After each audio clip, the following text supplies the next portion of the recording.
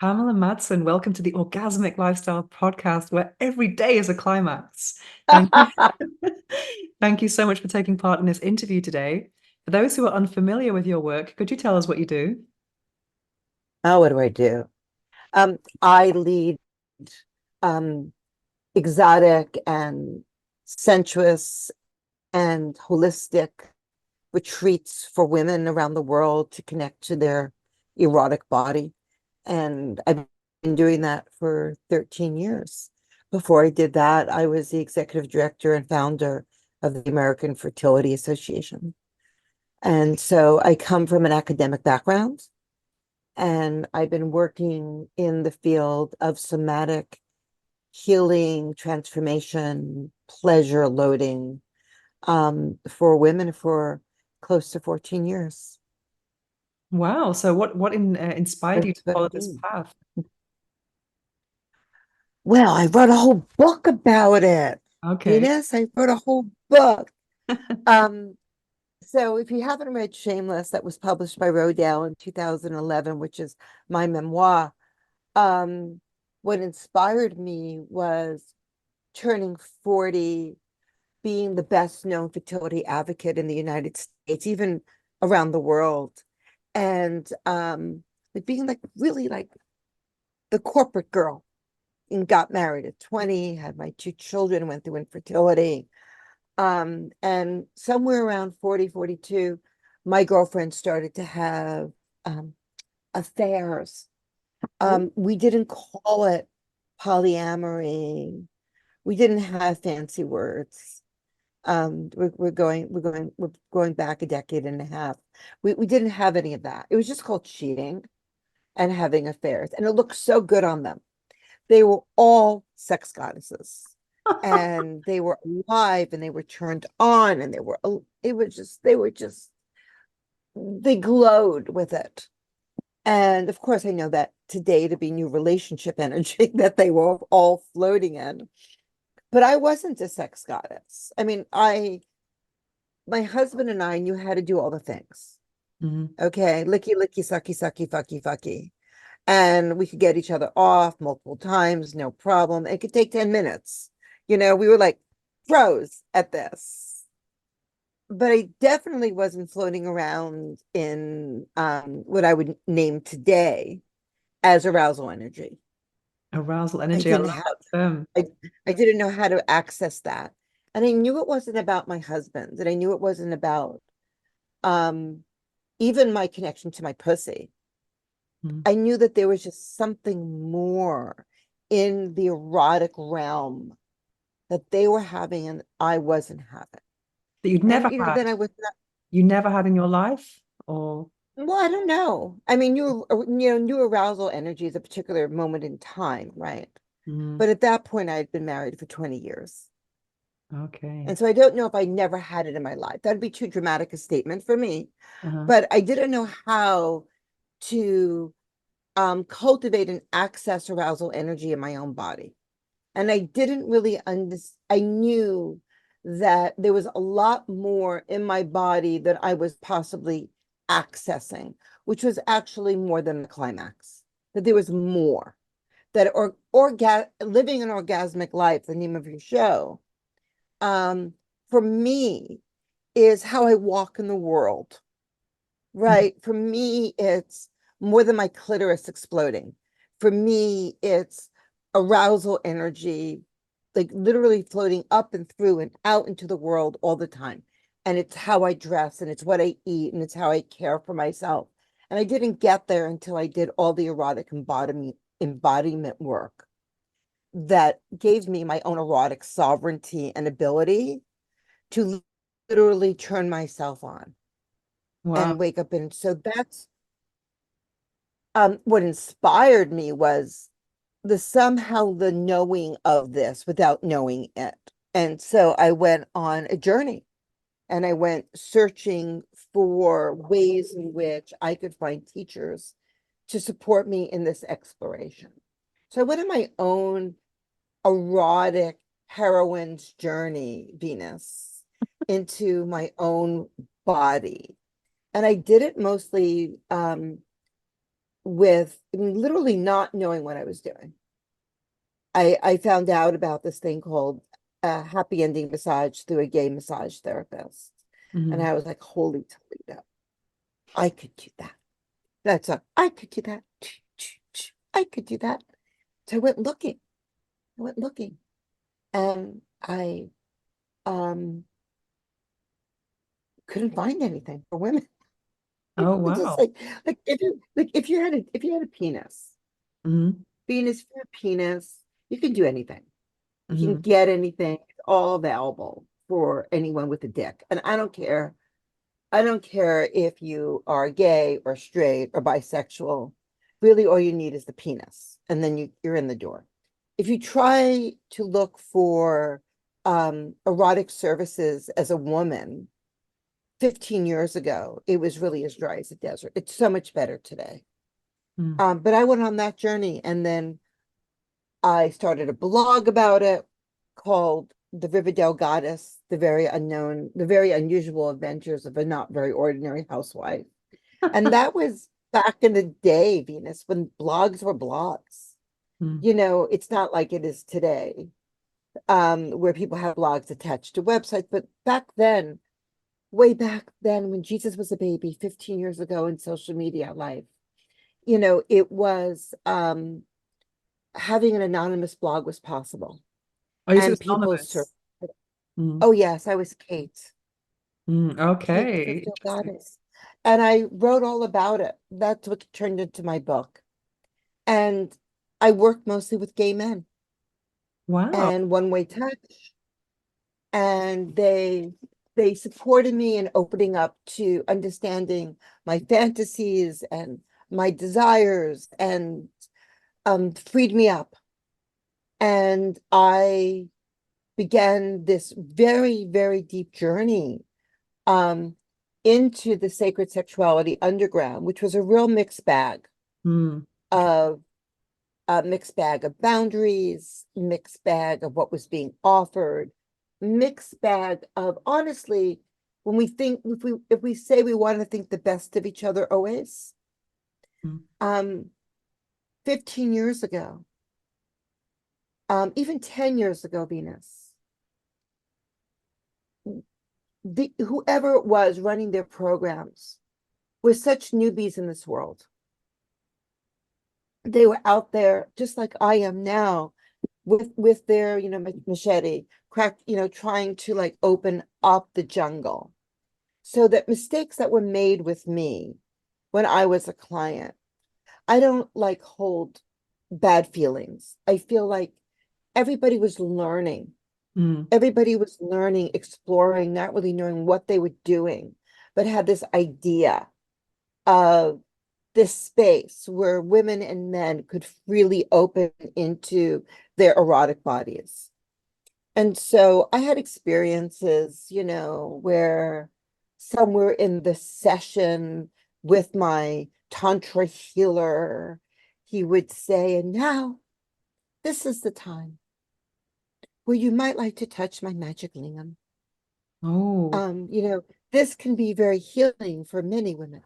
And so those sorts of things happen to me. Mm. Emphasis on ejaculation without any real understanding of how a woman ejaculates. I had a tantra dude like kneeling between my legs, going, Goddess, Goddess, do you have anything for me? And I was like a punch in the nose, maybe, but that's about it. Um, you know, so I had those experiences, and then I went on and decided to get training as a somatic sex educator and left the American Fertility Association. This had So what was that such an like? So just impact. get such a massive change. I mean, so one thing is kind of like it's personal discovery, and then you're going into making it your job. That's a massive jump. It was a massive jump, and I was already really good at the waist down, Uh, right? So okay. Oh, so you're working kind of with like fertility. examining women anyway for your work, and just when Well, you're for infertility, with infertility, it's men and women. okay, It's equal. I okay. mean, over there, people always assume it's the woman, but actually, All it's right. equal, and 20% combined. Little Oh, fertility education here. But I was really educated about reproductive rights and the reproductive system, and in particular, women's bodies. And I was very, very well respected. Mm. And so for me to enter the sexual wellness sphere, I had a huge platform underneath me already Okay. because I had already passed laws, testified before Congress, the FDA. I had been on Oprah multiple times, all the shows, Today Show in New York, all the things. So I was quite well known for fertility. And so when I moved into this, using my name, Mm. not using a pseudonym, Mm. being very public about all the things, right? It was a whole new world and it was easier for me. And because I had all these experiences as a client, Mm. delicious, neutral, and awful as a client, I knew what I wanted to create for women.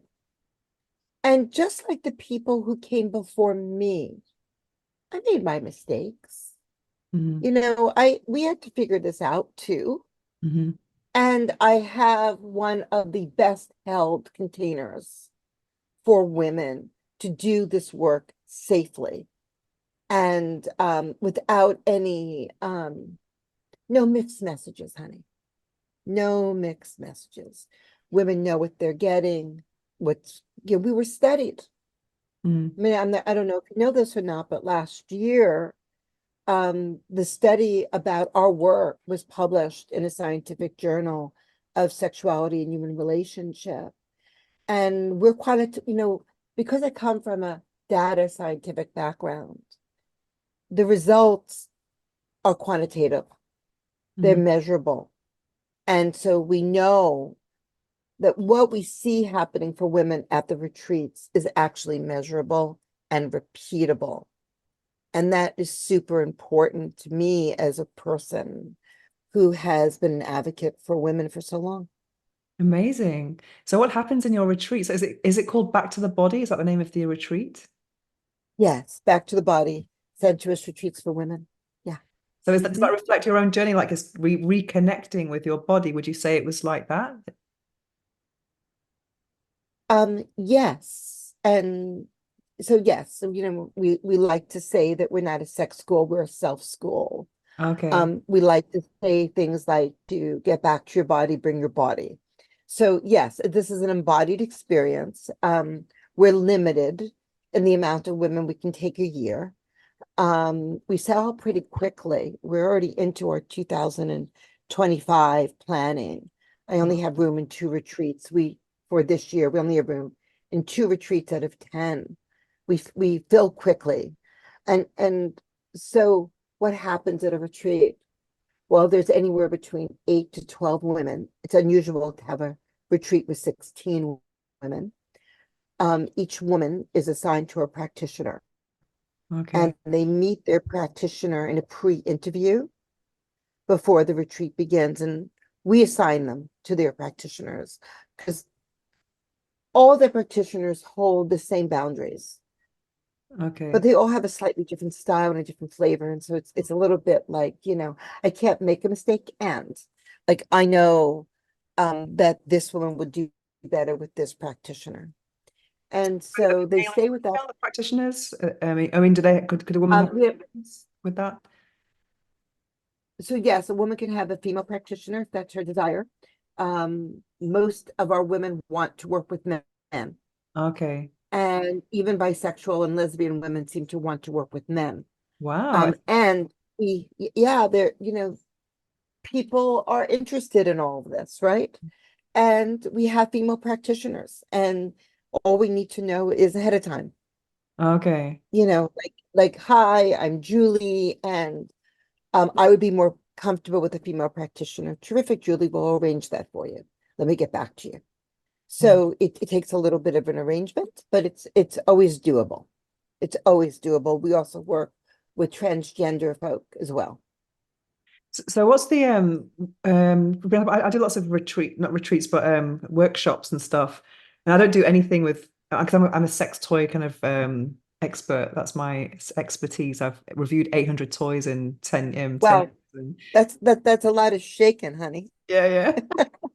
Yeah, I have a room with 800 toys and I've designed many toys. I work with Satisfyer and other brands. But for me, I think sometimes people have approached me to do retreats and I've always felt a bit uncomfortable with trying to people getting it all getting on naked and using toys.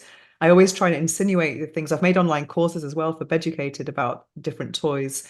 Do you think how much more important is, or what's the huge advantage of let's say having an embodied experience as opposed to a theoretical one? Because I think for me, I think it's about personal comfort as well. I think not everyone is comfortable with that sensation. Do you think it's much more effective to have a kind of hands-on experience rather than a Well, yeah, I do. I do. And not to say that toys can't be invited to the party. yeah, but I mean, it's just like me, I'm Because, just talking. you I've got know, PowerPoints and just talking. yeah. I'm not really, everyone's clothed in my. Okay. So here's what's true. I can talk to somebody forever, Mm, but until they feel something in their body, mm, it's just talk. okay. And so we have women who come in there. So I have a couple, always is always like a 20-year-old and a 30-year-old. Most of the women are between the ages of 40, and I have them up through 80s showing up at my Wow. retreats. And they come from all walks of life, well-known people, doctors, lawyers, well-known folks, sex educators come, very well-known sex educators, like Emily from Sex with Emily has been very public about coming through Back to the Body. Mm, Jaya from Erotic Blueprints has come through Back to the Body. They're public about it. Why do people like that come?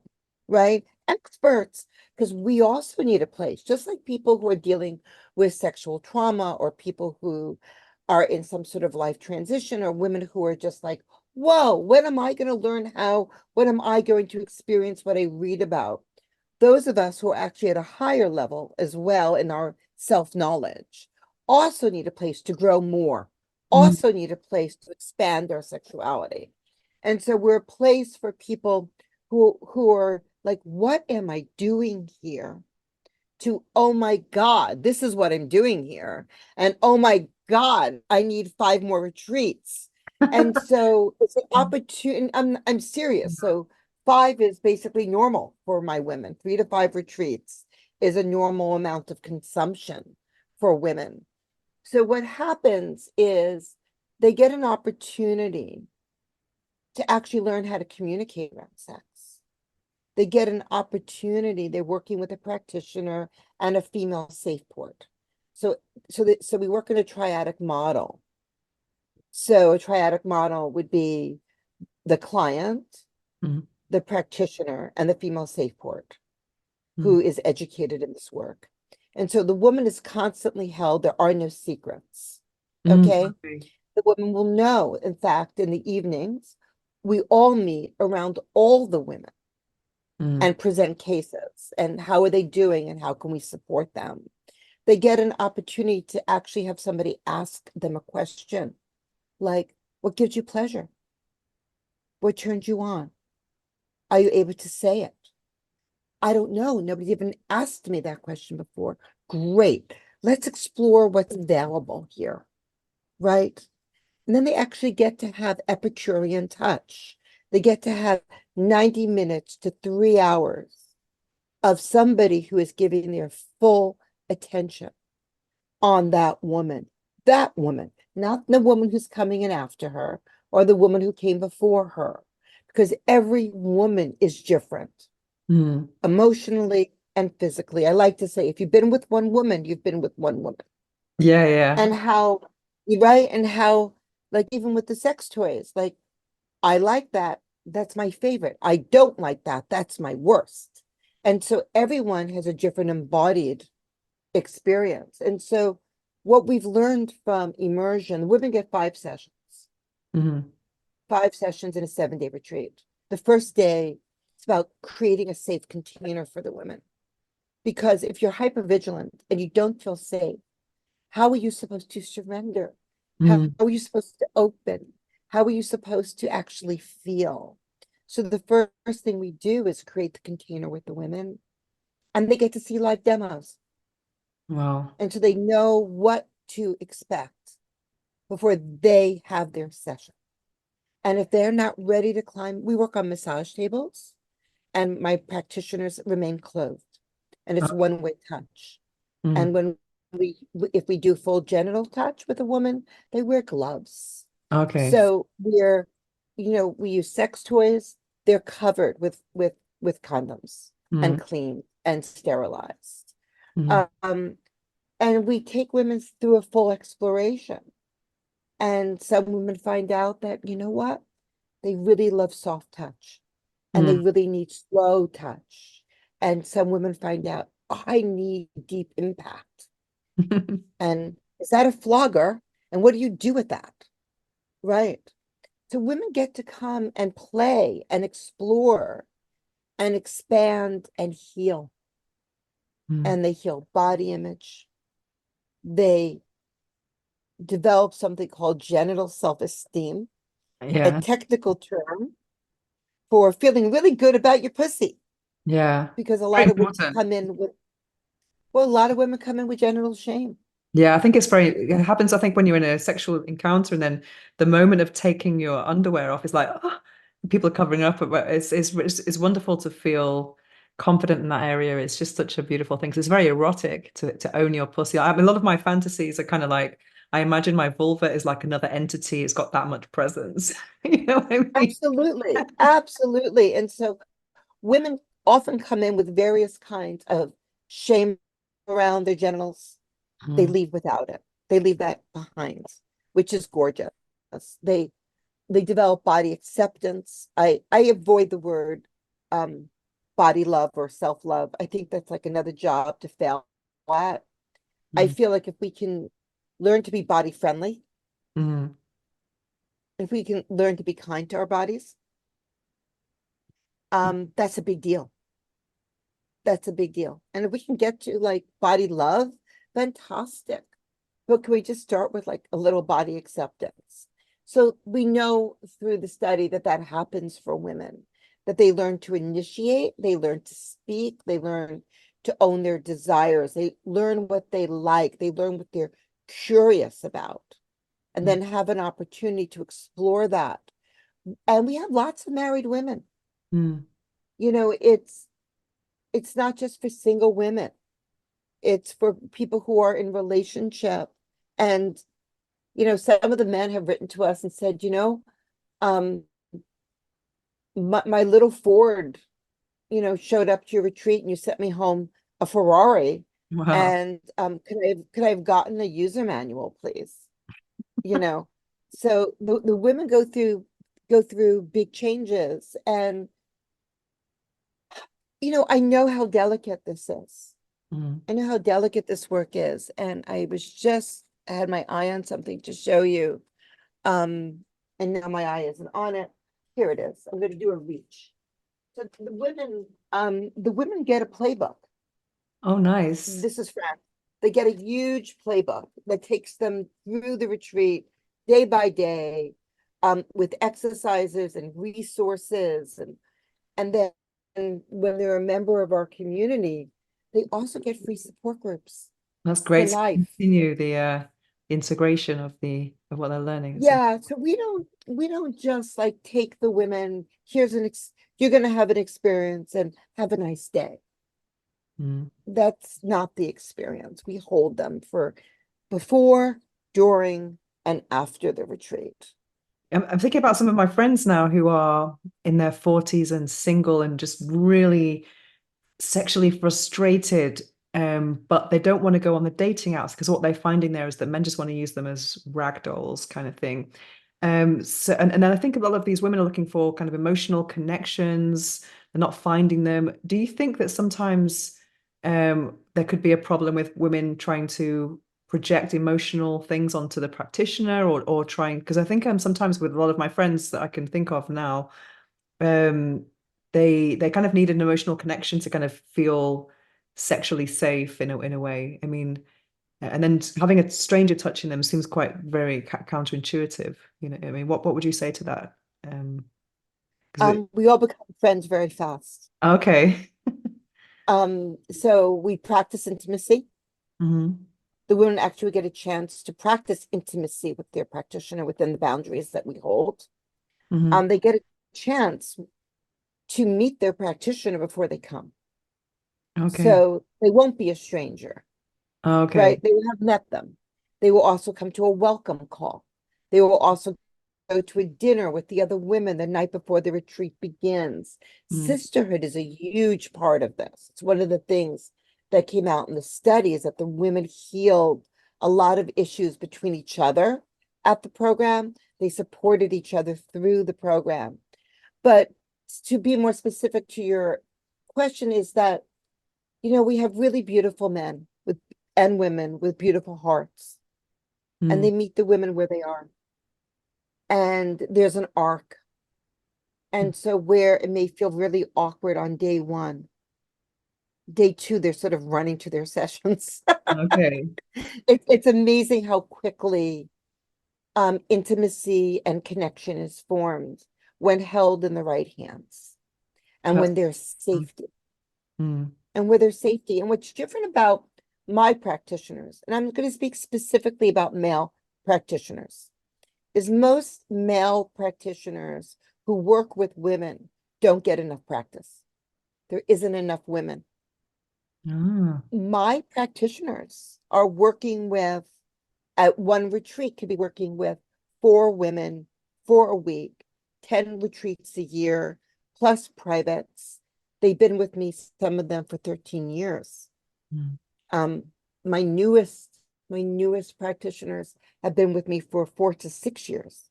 Wow. So they've worked with a lot of women Yeah. and they're very practiced, also knowing what I said before, which they're very aware of this woman who's in front of them Mm. is her own unique person. Hmm. Yeah. So what do you think is the So most intimacy common, happens. speaking of intimacy, what is the most common intimacy block that you find in your work? The most intimate is us. It's us women. Mm. We're the block. Mm. We're the block. It's the disconnection. We are so frightened to be seen. Hmm. We are so frightened to be seen. We put more obstacles in front of our physical pleasure, how we think people see us in the world than anyone else. And that's because we don't feel safe in our bodies. And so it's really hard to connect with another person if you are wearing a suit of emotional and physical armor. And so if we can have women feel sovereign in their bodies, autonomous in their bodies, then they can be open Mm. and then they can really connect with intimacy with other people. But if you're constantly behind a veil, how are you going to find anybody? Mm. And if you're always looking for what's wrong, then you're never going to find somebody who's right. Mm. So what do you think about the non-sexual benefits of this? Because I'm a real believer that, orgasm and all this being sexually connected has a positive impact on all areas of your life. But what would you say about that? Because you must have seen so many examples of these transformations. Well, I think it's far more than the actual physical pleasure in our genitals and in our bodies. As we said before, and the name of your program, An Orgasmic Life, it's about that. Mm. It's about how you choose to give yourself pleasure throughout your life. It's freeing up erotic energy into creation energy. Mm.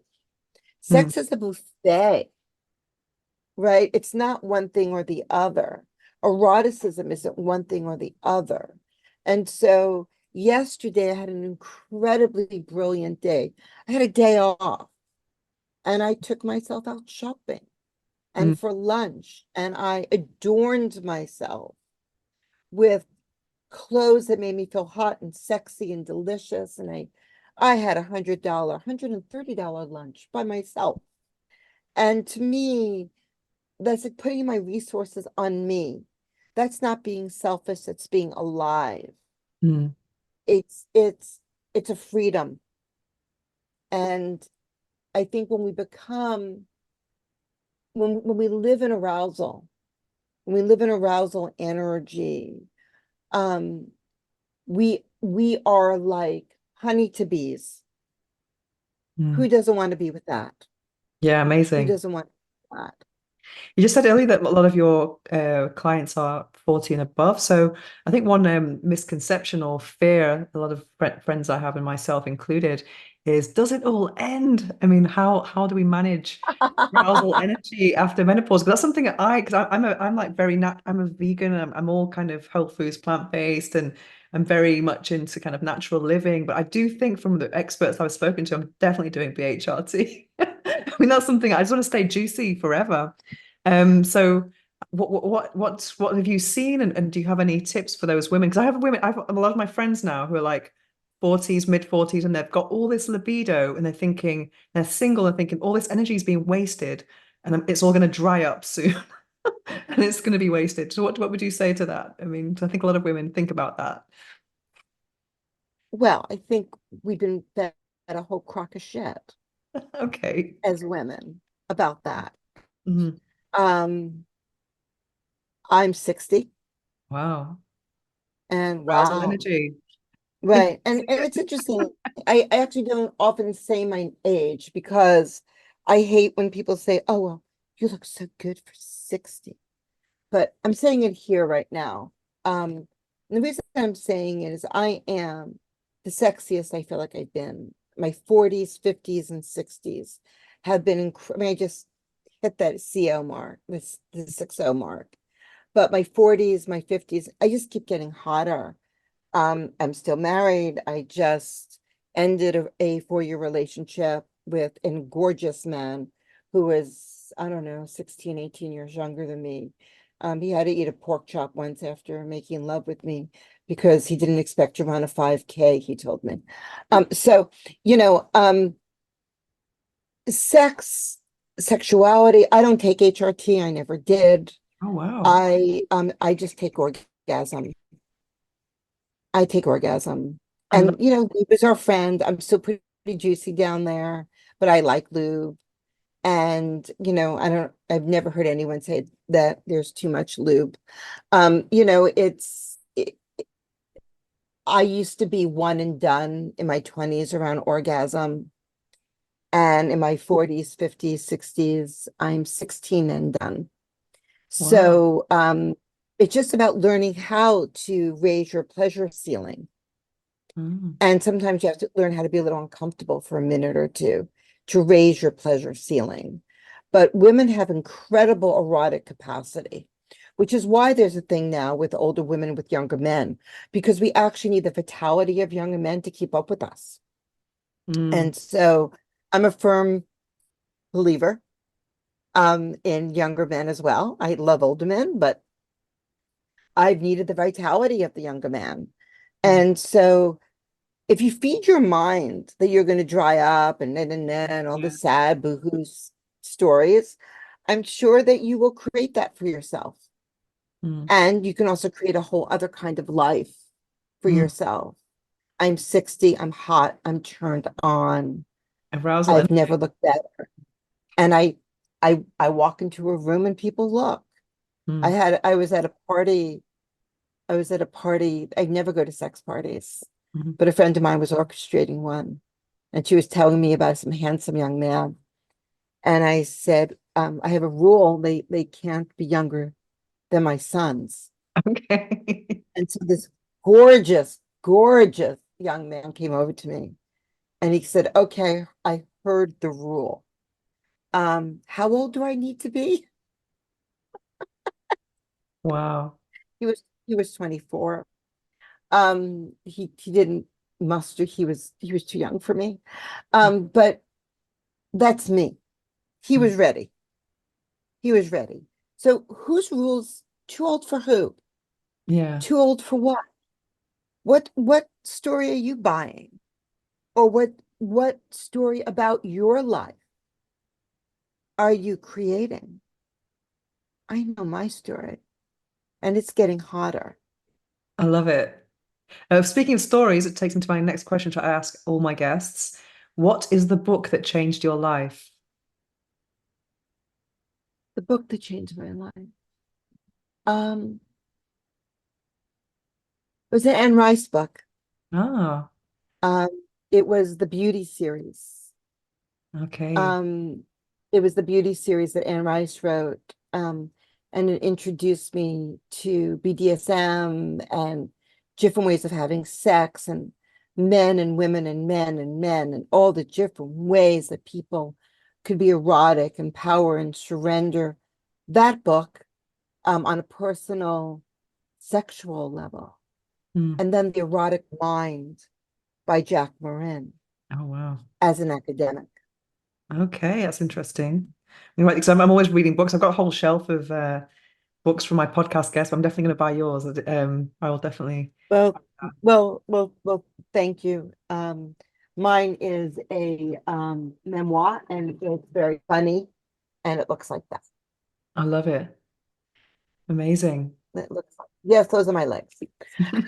And another question I ask all my guests, what is the phrase or affirmation or quote that you live by? Oh gosh. Well, this is the one that's coming to mind in this moment. I don't know if it's the one that I live by, but we'll go with it. All right. Um, more is more and less is boring. Okay. Full on maximum. I love it. So Right. where can people find you? Well, I'm not hiding. Okay. Um, they can find me. They can find me in lots of social media spaces. They can find me at backtothebody.org, and I invite you all to come and take the pleasure quiz on Back to the Body and see where you line up in the pleasure world, and then get all the resources with where you fall.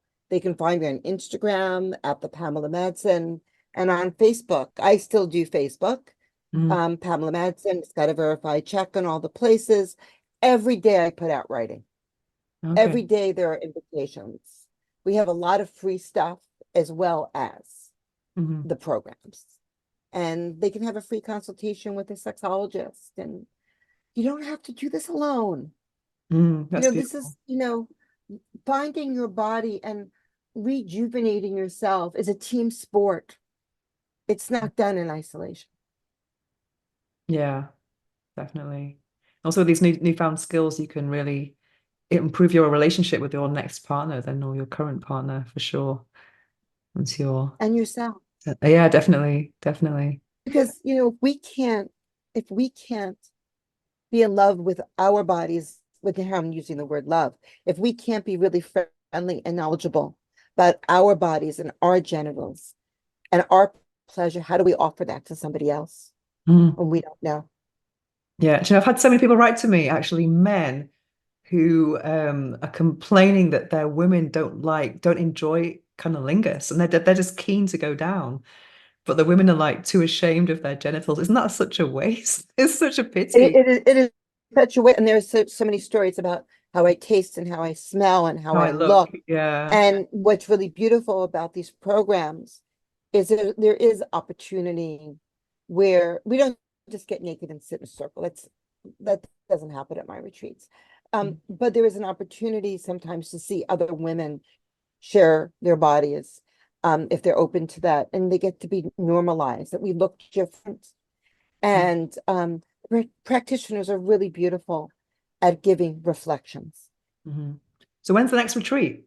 It's also sold out, I suppose. The next open retreat, Hmm. the next open retreat in the US is in June and September, both in Colorado, and one in the fall in Mexico called Rituals. And then we're done for the year. Then we're sold out for the year. I'm in Barcelona, Spain. Do you ever But come to Spain?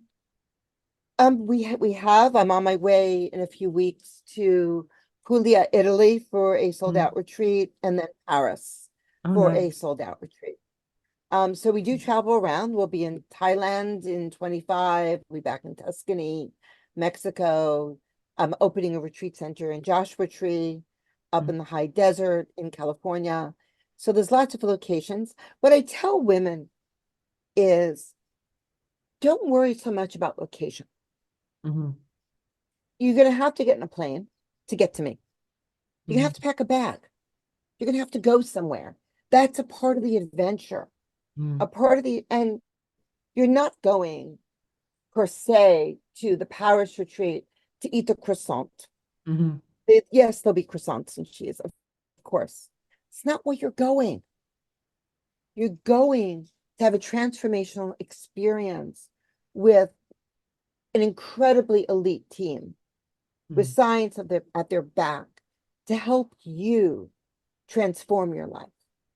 And whether that happens in Colorado or whether that happens in Paris, It's beautiful. what's important? Hmm. The journey within, I guess. Exactly. Mm. Yeah.